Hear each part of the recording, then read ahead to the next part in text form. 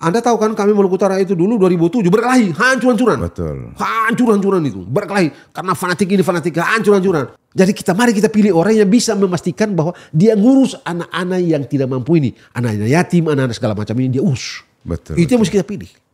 Jangan banyak ngomong gitu. Faktanya begini nih. Daerah itu tuh kelihatan tuh lu banyak ngomong daerahmu kayak begitu tuh. Kamu ini 10 tahun di situ. Ya. Misalnya begitu kan. Apa yang kau bikin di situ?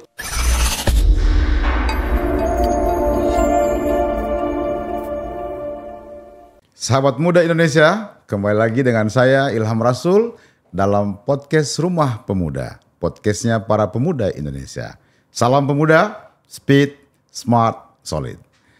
Hari ini kawan-kawan muda Indonesia, kita kehadiran abang kita berdiskusi dengan beliau, kita akan belajar banyak dengan beliau soal politik dan soal hukum, terkhusus hukum tata negara. Selamat datang Abang Dah. Ya, selamat datang. Kamis. Sehat? Alhamdulillah sehat Abang Dah. Abang udah kali ketiga ini luar biasa. Ya, saya juga senang bisa datang untuk yang ketiga kali. Hormat pada teman-teman di KNP ini, mudah-mudahan tetap maju. Amin. Abang Dah, saya panggil Abang Dah. Ya. Kita mungkin akan banyak berdiskusi soal demokrasi dan yang kaitannya dengan hukum tata negara. Ya. Hari ini yang lagi mengemuka, yang lagi rame ini adalah pilkada langsung. Ya. Pilkada langsung yang dilaksanakan secara serentak nih, Ya. Abang Dah. Menurut perspektif hukum tata negara, kira-kira gimana ini, Abang? Saya tuh pernah mengkritik kebijakan pilkada yang dilakukan secara serentak. Karena menurut saya ini sama sekali tidak dimaksudkan oleh pembentuk pasal 18 Undang-Undang Dasar 1945 yang diubah oleh MPR itu. Sama sekali tidak. Betul memang kepala-kepala daerah, pejabat-pejabat itu harus diisi dengan cara dipilih. Tapi bukan dilakukan dengan serentak. Sama sekali tidak ada perintah itu.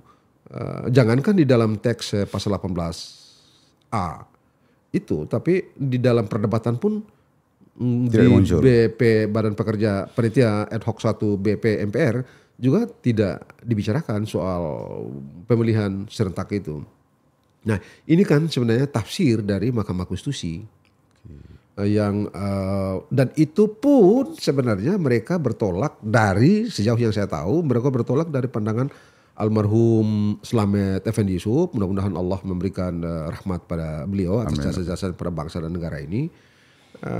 Pada waktu beliau menyimpulkan perdebatan di PAS 1 BP MPR itu. Nah, ketika itu kalau tidak salah beliau itu yang memimpin sidang, jadi ada berbagai macam pendapat, jadi ditanyakan, jadi pemilihan kita nanti gimana nih? Nah, ini digambar begini, nanti ada pemilihan presiden, ada pemilihan ini, ada pemilihan ini, ada pemilihan ini, ada pemilihan ini. Jadi dibilanglah pemilihan kita nanti ada 5 kotak. 5 kotak. Ini yang ditafsir dalam Mahkamah Konstitusi menjadi pemilihan serentak. Oke. Jadi ini sekali lagi ini sebenarnya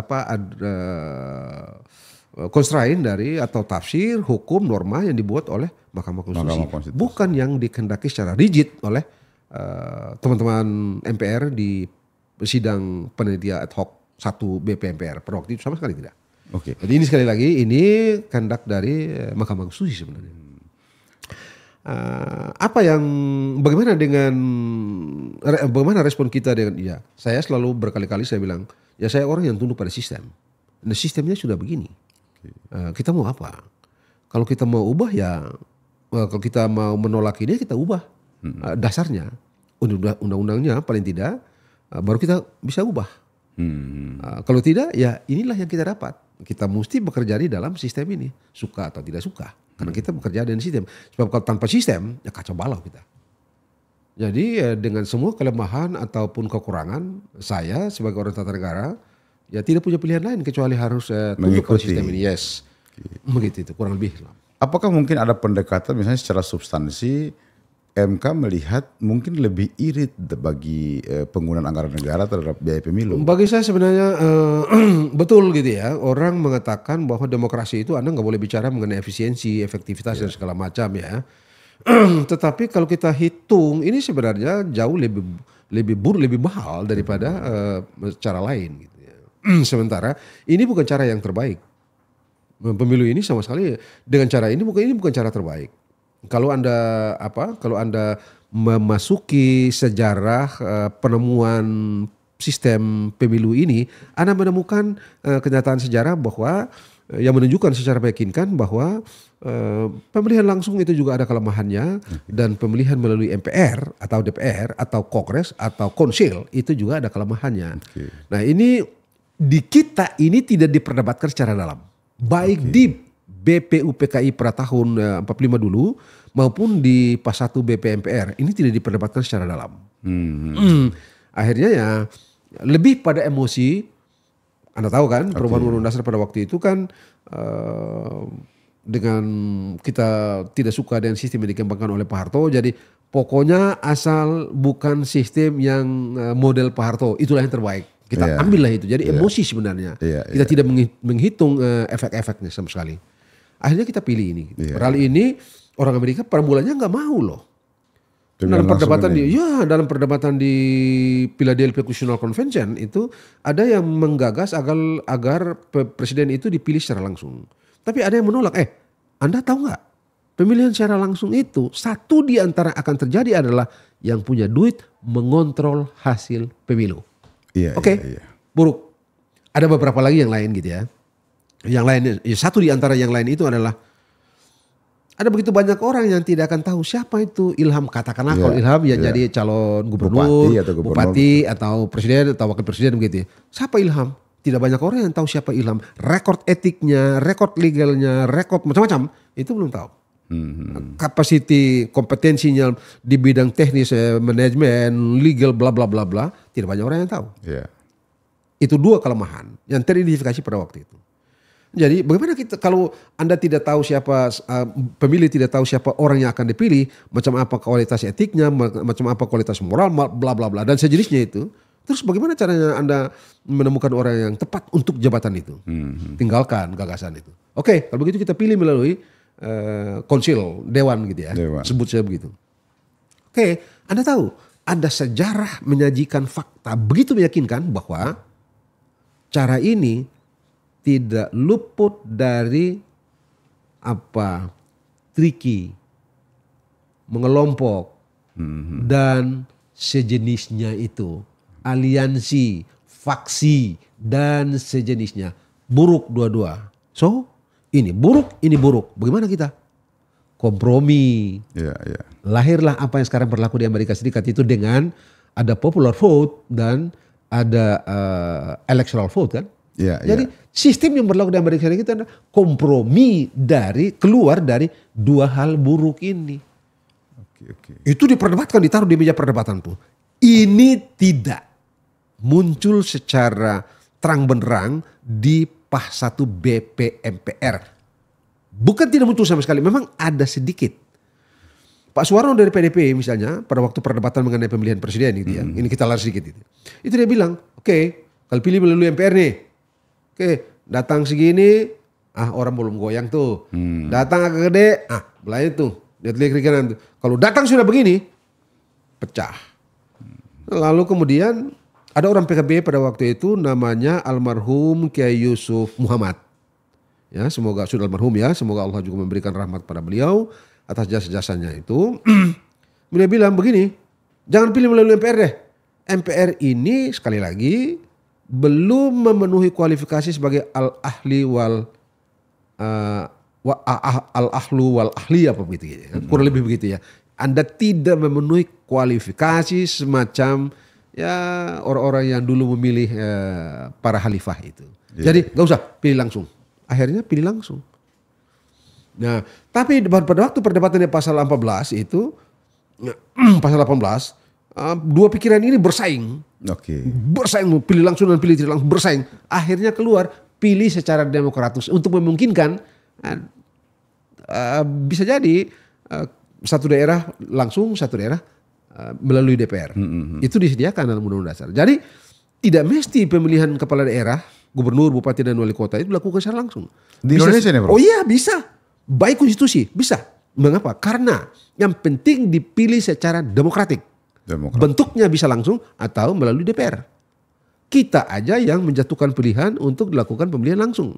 Andai kata pembentuk undang-undang itu mengambil kebijakan sebagian daerah tertentu memilih gubernur melalui DPR, sah secara konstitusi. Oke. Sayangnya kita menjatuhkan pilihan full kepada pemilihan secara langsung. Pemilihan secara langsung. Gitu. Dan harusnya kan secara substansi pemilihan langsung ini adalah pertemuan antara calon pemimpin dengan yang memilih. Ya setuju. Mestinya kan terjadi transaksi gagasan itu, Prof, di situ. Setuju. Tetapi faktanya kan transaksi yang lain. Macam-macam gitu ya. Iya. Karena itu kan di tempat ini kalau nggak salah itu beberapa waktu lalu pertemuan kita pertama atau yang kedua itu pada waktu itu saya bilang, politik dalam urusan yang begini ini bisnis. Saya bilang gitu, ini big business. Dan ada orang yang mengkritik saya soal itu gitu. Tapi kalau Anda cek ya, sejarahnya, Anda start mulai dari Romawi kuno sampai dengan pemilihan-pemilihan presiden di Amerika Serikat, Anda menemukan satu hal yang tidak bisa Anda tolak.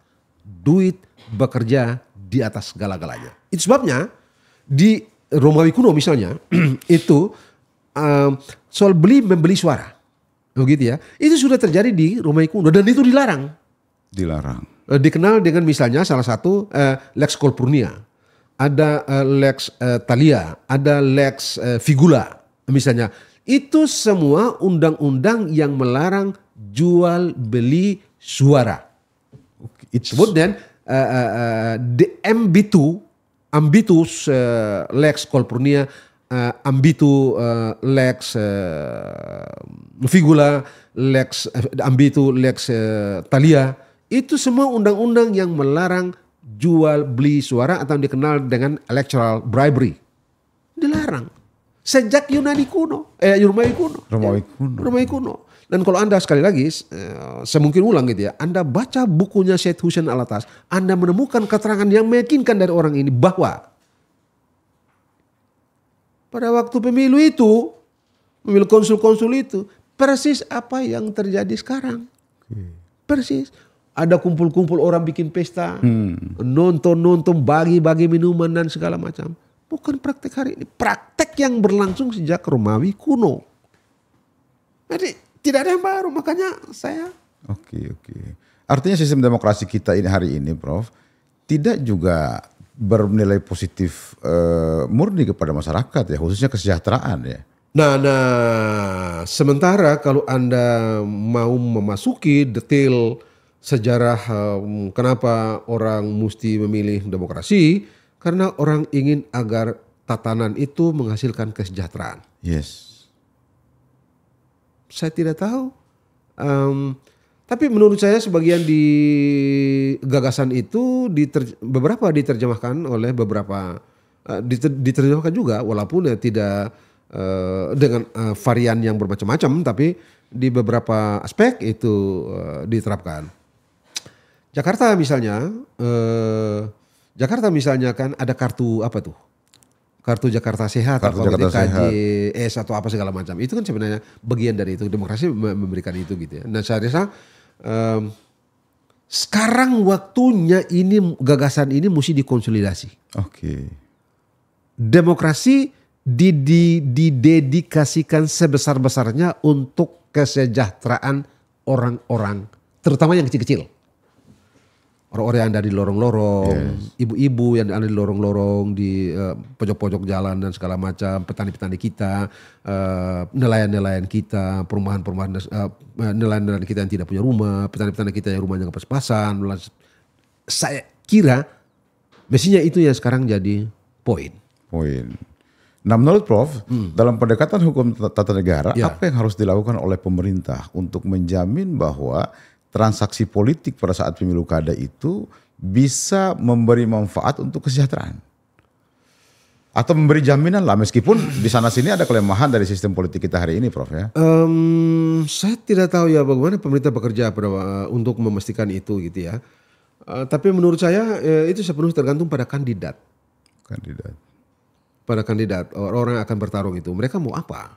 Dengan jabatan itu mereka mau apakan jabatan itu untuk rakyat?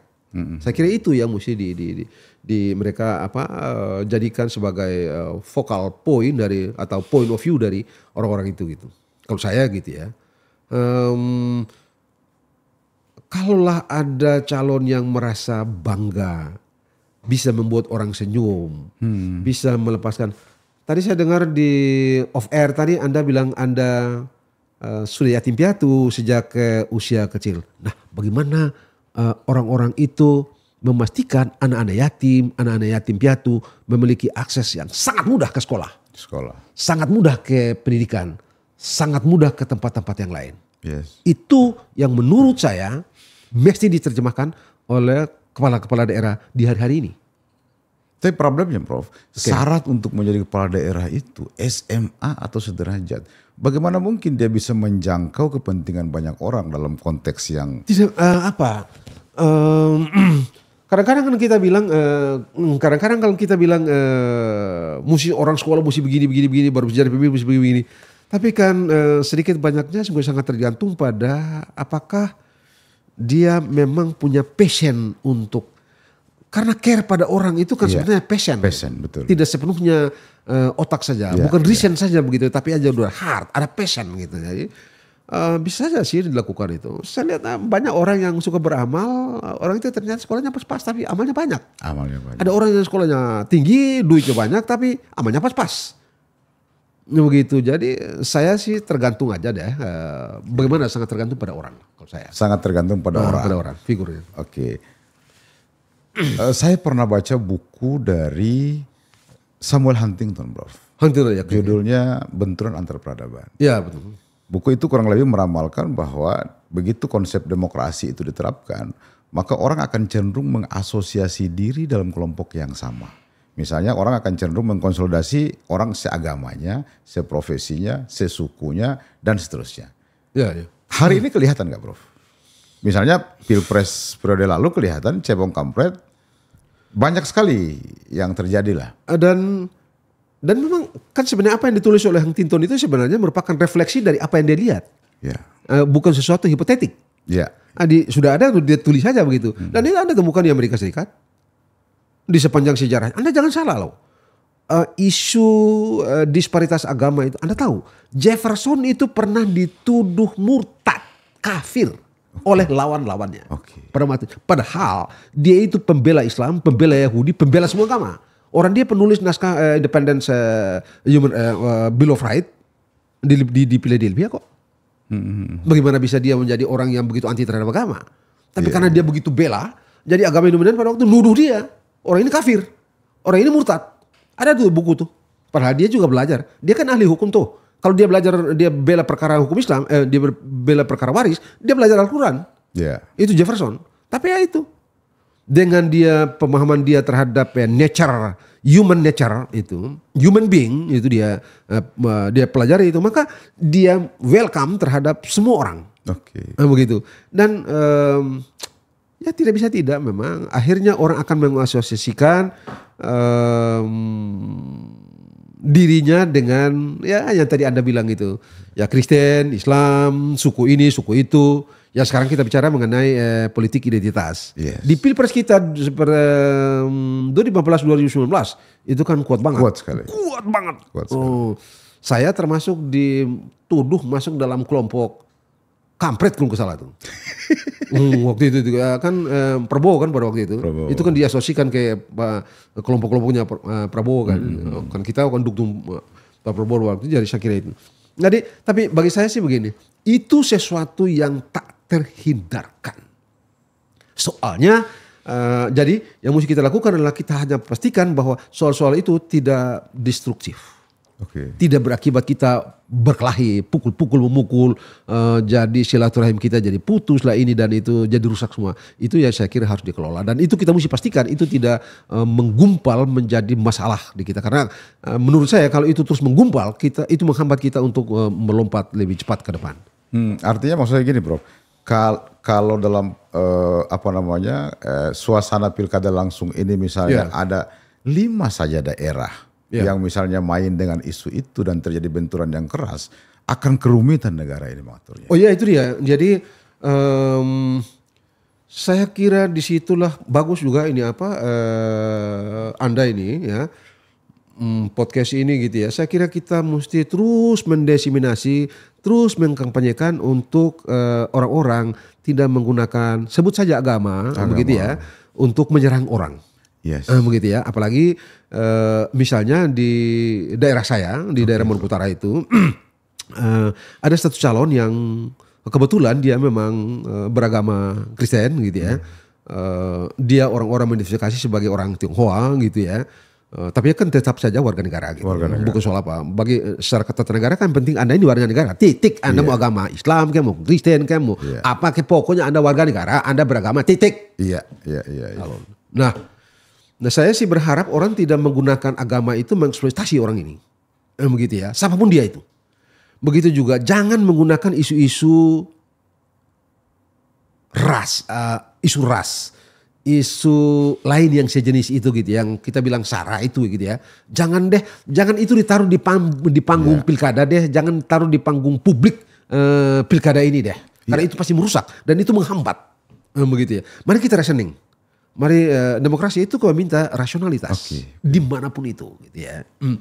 Betapapun itu tidak terhindar, tapi jangan menggunakan itu sebagai senjata untuk memukul orang secara vulgar. Karena itu berbahaya untuk bangsa dan negara ini.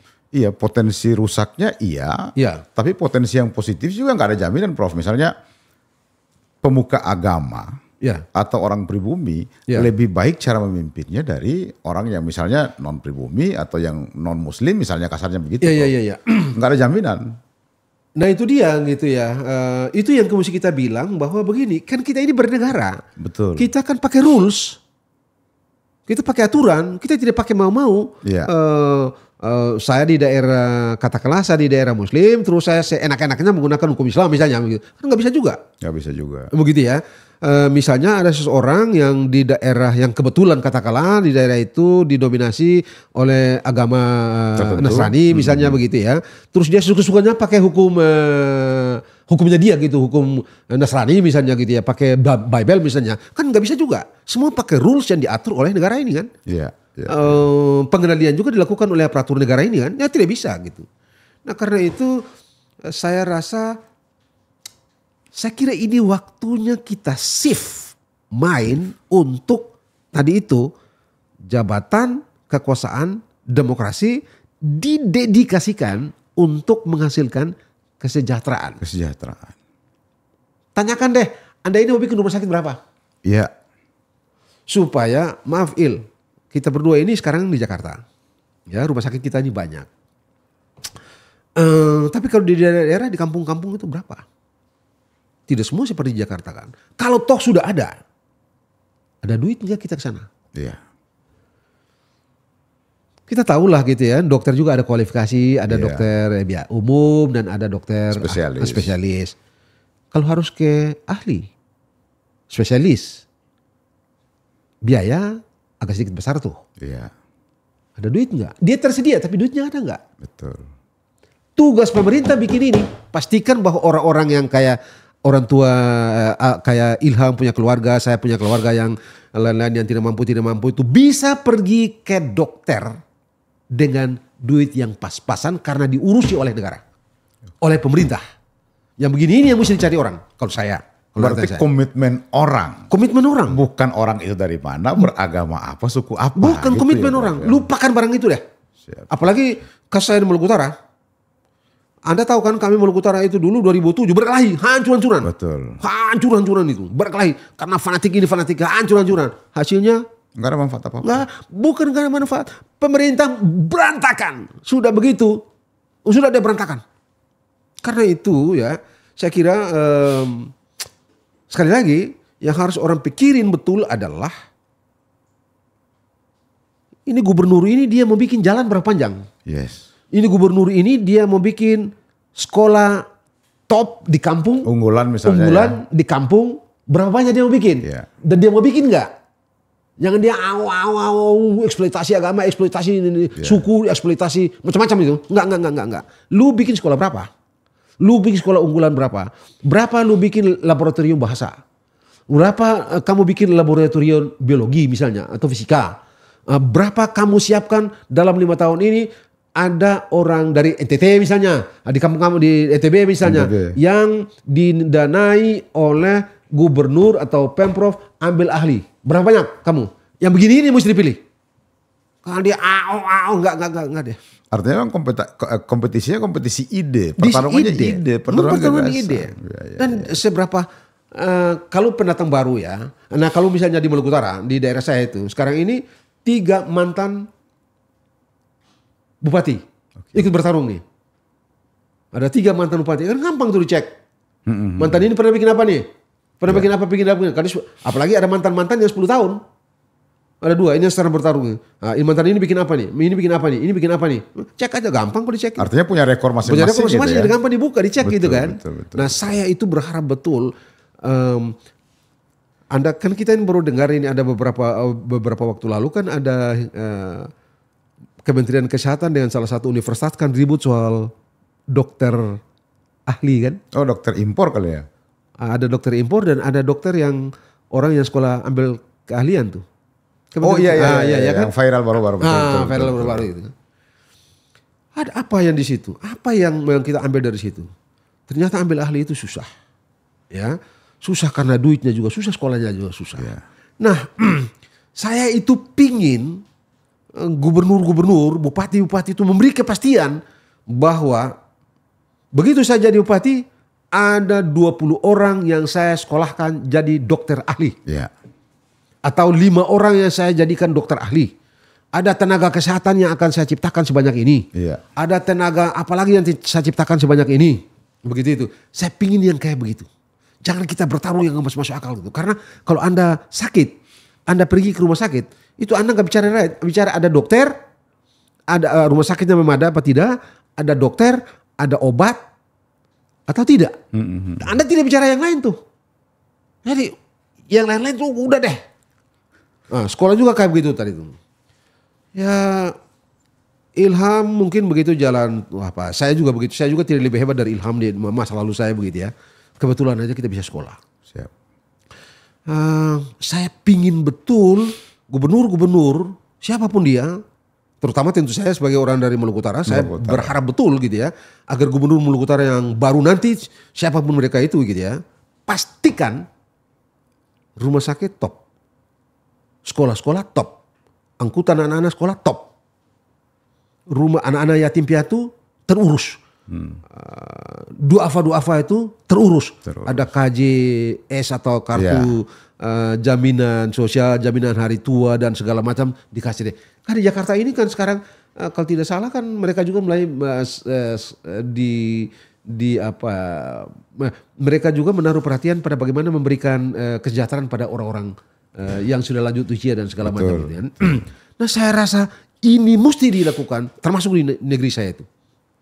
Maluku Utara itu saya sempat googling beberapa hari yang lalu, Abang Da, penduduknya kurang lebih 1 juta, tetapi masyarakat miskinnya ada 83.000. Nah, bayangkan aja tuh, berapa persen tuh? Ya, nah, itu kan luar biasa. Hampir 10%. Nah, itu kan luar biasa tuh, begitu ya. Oke, bahwa kemiskinan itu bukan tipikal Maluku Utara, iya. Tetapi kan kita mesti pastikan bahwa dengan pemerintah itu barang ini turun. Iya. Siapapun Anda gitu ya. Mau Anda mau Kristen, kamu Islam ke, mau dari suku mana ke, bodoh amat. Yang penting ini turun. Pastikan tidak ada masyarakat yang miskin. Pastikan bahwa ada orang yang bisa sekolah dengan mudah. Pastikan ada orang bisa pergi ke rumah sakit dengan mudah. Pastikan orang bisa pergi haji dengan mudah dan seterusnya dan seterusnya. Yang kayak gitu yang mesti kita bertarung hari-hari. Udahlah. Yang apalagi kayak negeri saya itu. Kami udah punya pengalaman. Negeri itu 20 tahun, 2 gubernur. Dua-duanya masuk penjara. Dan konon ulama, Prof. Yang terakhir sudah lah itu. Iya. Dua-duanya masuk penjara. Jadi apa ya? Saya rasa mungkin semua berat dari daerah lain ya, daerah-daerah lain. Tapi negeri saya itu juga jauh lebih berat dengan pengalaman ini. Usia Provinsi Maluku Utara itu baru 23 tahun, 24 tahun lah. Sudah 2 gubernur. Dua gubernur gitu ya. Dua-duanya berakhir tragis. Nah padahal dulu kita minta ampun deh. Karena itu ya kalau Anda bicara negeri saya itu, saya sebagai orang sana ya memang saya berharap betul agar orang tidak menggunakan isu-isu ras, isu-isu agama begitu dalam panggung pilkada kali ini gitu ya. Kalau saya itu berharap betul agar orang mau shift pikiran, ubah geser perspektif untuk menaruh perhatian pada kesejahteraan. Yang itu tadi yang kita bilang itu. Di atas itu kan begini, saya ini kebetulan urus juga Al-Khairat, sekolah di kampung. Al-Khairat, betul. Itu sekolah itu orang kampung yang bikin. Ya biasalah kalau orang kampung kan orang kampung yang ngurus gitu kan. Saya pernah ngurus lama, habis itu karena saya pindah ke Jakarta, lalu itu saya kasih tinggal ada orang yang ngurus. Saya sudah. Satu hari, kira-kira 3 tahun atau 2 tahun yang lalu, pengurus yang lama itu mengalami kesulitan sesuatu yang sulit, dia tidak bisa lagi mengurus. Lalu berlari karena saya pengawas, saya dikasih tahu untuk keadaan sekolah itu. Lalu saya cek lah apa problemnya ini bla bla bla bla. Anda tahu gaji guru itu saya malu bilang. Guru saya itu ada 7 orang di Al-Khairat Gambesi itu 7 orang. Malu saya bilang. Di sekolah itu anak-anak yang gak mampu. Ada juga tapi lebih banyak anak-anak yang gak mampu. Gurunya, aduh saya malu. Minta maaf saya malu. Tidak ada alasan untuk saya tidak malu, saya malu.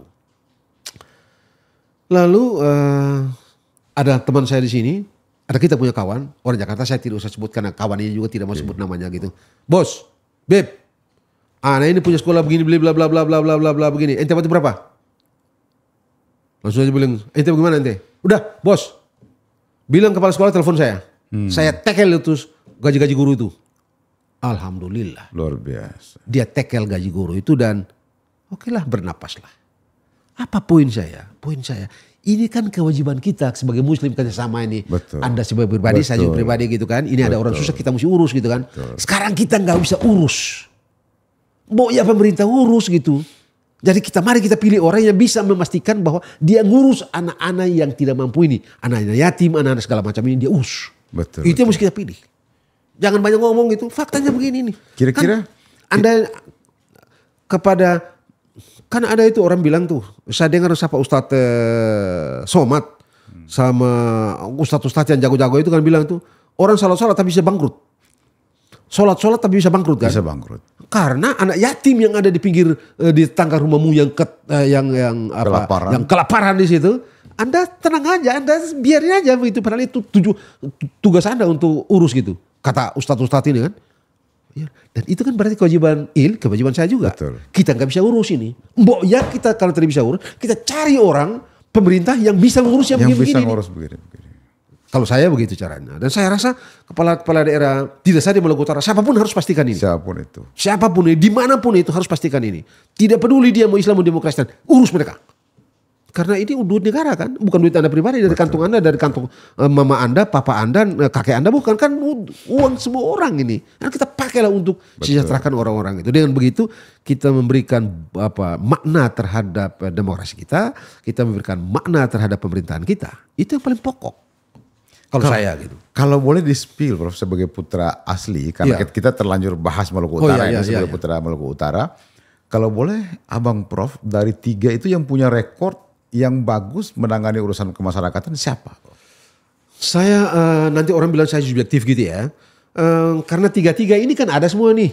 Okay. Kalau saya nih, kalau cara saya, foto aja tuh orang itu punya daerah itu tuh. Kelihatan tuh lu banyak ngomong daerahmu kayak begitu tuh. Kamu ini 10 tahun di situ. Ya. Misalnya begitu kan. Apa yang kamu bikin di situ? Yes. Begitu foto aja tuh kelihatan tuh. Misalnya Gufron nih 5 tahun katakanlah di daerah ini. Misalnya, apa? Ngapain aja nih? Betul. Anda bikin apa? Sekolah berapa banyak? Rumah sakit berapa banyak? Apalagi? Anda ini 10 tahun di daerah ini. Jalan berapa meter Anda bikin? Okay. Sekolah Anda berapa meter Anda bikin? Cek aja lalu lihat. Oh ini yang masuk akal, ini masuk akal. Oh ini tidak masuk akal ini 10 tahun tapi kau coba bikin ini 10 tahun kau coba bikin ini 5 tahun bikin ini. Kayaknya ini nih. Silakan aja. Barang ini kan bisa dicek. Iya, Kalau kita bicara begini-begini segala macam, lebih mungkin kita subjektif gitu ya. Iya, subjektif. Yang paling mungkin adalah karena barang ini bisa dicek. Cek aja Ilham 10 tahun di Maros. Ya. Misalnya kawan satu, siapalah begitu, Mahmud misalnya 10 tahun ada di sini. Betul. 10 tahun dia bikin apa sana tuh? 10 tahun dia bikin apa di sini? Ini 5 tahun ada di kampung ini. Katakanlah di Parepare misalnya begitu. Kabupaten. Apa dia bikin? Oh dia 5 tahun tapi bikin ini. Ambil dia. Iya. Begitu gitu ya. Saya rasa kalau saya seperti itu gitu ya. Karena menurut saya begini problem kita itu problem pemerintahan. Bukan problem rakyat. Problem pemerintah. Problem pemerintahan. Anda cek sejarah pemerintah. Yang bermasalah dalam setiap negara itu pemerintahnya. Bukan rakyat. Bukan rakyat. Bukan rakyat. Dan inti dari masalah pemerintahan, pemimpin. Anda cari kemana-mana, Anda balik ke pemimpin. Siapa pemimpin? Karena itu cek dia seberapa care dia terhadap Anda punya urusan. Bukan urusan pribadi, urusan semua orang. Betul. Ya itu tadi itu. Urusan rumah sakit, urusan sekolah. Itu yang mesti kita cek. Jangan lagi bicara, oh saya dengan Ilham, saya pilih Ilham karena saya satu suku dan dia dari Bima. Betul. Misalnya. Saya pilih ini Mahmud karena saya satu suku dan dia dari Makassar gitu. No. Enggak. Masa lalu itu. Oh, sudahlah, kita pintar dikit deh. Betul. Begitu ya. Apa? Saya pilih dia, memang dia dari Jawa. Oke. Tapi dia yang paling mungkin membuat kita gampang ke rumah sakit. Dia yang paling mungkin membuat anak-anak sekolah kita pergi ke sekolah. Dia yang paling mungkin membuat pengurusan haji itu terurus. Dan seterusnya dan lain-lain. Dia yang paling mungkin membuat jembatan dan segala macam. Itu yang paling mungkin. Itu yang mesti. Saya kenal lah orang-orang ini gitu. Saya cuma cerita ya, saya itu punya kebun. Satu waktu saya tenggelam. Mau menyeberang, saya tenggelam. Karena banjir. Oke. Kebetulan masyarakat di daerah itu berpuluh-puluh tahun begitu modelnya. Berpuluh-puluh tahun. Begitu modelnya. Asal hujan banjir, kita nyebrang pakai tali nih. Orang ada tali sana, tali sini. Saling pegang begitu, baru di sini tarik sana dulu, baru nanti di sana tarik sini. Saya begitu itu. Saya terhambat di situ dari jam 3 sore sampai jam 2 malam. Saya telepon bupati, saya maki-maki bupati. Kamu sialan, bla bla bla bla, macam-macam. Tunggu sampai jam 2 malam, besok pagi bisa pulang Jakarta tuh. Jam 2 malam baru bisa pulang ke kebun saya, ke rumah saya. Setelah itu balik ke Jakarta. 6 bulan kemudian saya balik lagi ke sana dan saya kaget. Beres. Jembatan itu beres. Oke. Dan orang di situ bilang, aduh syukur Pak Margarito tenggelam di sini. Wah, karena dengan tenggelam dan saya maki-maki si bupati, jembatan jadi. Akhirnya diseriusi. Akhirnya sampai sekarang alhamdulillah orang-orang di daerah itu sudah ya paling tidak tertolong, tidak lagi berbasah-basah harus tenggelam kalau hujan karena tidak ada jembatan. Sekarang alhamdulillah. Artinya nasib rakyat sangat ditentukan sama pemimpinnya. Oh memang. Sejauh pemimpinnya mau, semua urusan kemasyarakatan pasti beres. Memang. Nah, saya lihat itu sekarang salah satu daerah di Sulawesi Tengah. Tadi saya ke sini, saya baca dan berkali-kali saya baca beritanya begitu. Orang sekolah murah, orang ini begini, orang begini segala macam. Dan itu sampai pada titik itu saya masih agak sedikit percaya dengan demokrasi dengan segala kelemahannya ini. Oke. Memang ada begitu banyak kelemahan demokrasi ini, tapi kalau bupati-bupati, gubernur-gubernur bekerja seperti itu, urus orang, berobat, beres, sekolah segala macam, menurut saya ada faedahnya juga demokrasi ini kita pakai. Iya, betul. Gitu itu. Dan saya rasa memang itu yang harus kita bangun di masa yang akan datang. Kalau saya gitu. Pemuda Indonesia luar biasa. Gitu. Apa yang abang sampaikan itu sangat mencerahkan, mulai dari sejarah penerapan demokrasi dan seterusnya, luar biasa bang. Terakhir sebagai closing statement, saya mohon kesediaan abang, harapan abang terhadap pilkada langsung ini untuk seluruh daerah, apalagi khusus kampung abang sendiri Maluku Utara. Satu, seluruh calon-calon pemimpin ini pastikan Anda gunakan jabatan itu untuk mensejahterakan orang-orang terutama yang terkapar di pojok-pojok lingkungan itu. Betul. Itu yang paling pokok. Pastikan sekolah beres, aparatur pemerintahan tidak menggunakan birokrasi itu menjadi cari makan di situ ya. Bikin susah orang dengan birokrasi itu, dan pastikan Anda datang untuk menyelesaikan himpitan hal-hal yang menghimpit hidup orang. Itu saja yang saya rasa itu mesti dilakukan di seluruh Indonesia oleh bupati-bupati yang baru. Kita pastikan bahwa kita gunakan demokrasi untuk mensejahterakan, jabatan untuk mensejahterakan. Tinggalkan politik agama, politik identitas, dan lain-lain jenisnya yang hanya akan membuat kita tambah mundur gitu. Kalau itu terjadi, abang bisa bayangkan ada jutaan orang yang mendoakan pemimpin yang kayak gitu.